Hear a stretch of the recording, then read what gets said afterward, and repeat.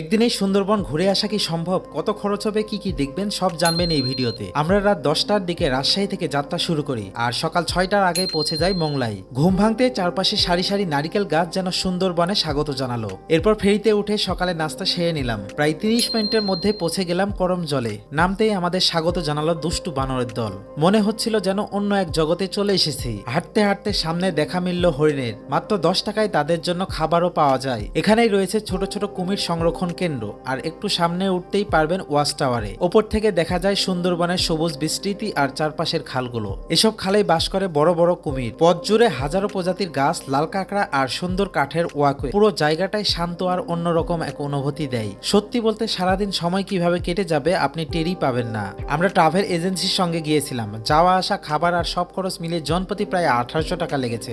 কম বাজেটে একদিনের প্রকৃতি ভ্রমণ করতে চাইলে সুন্দরবন হতে পারে আপনার পরের গন্তব্য।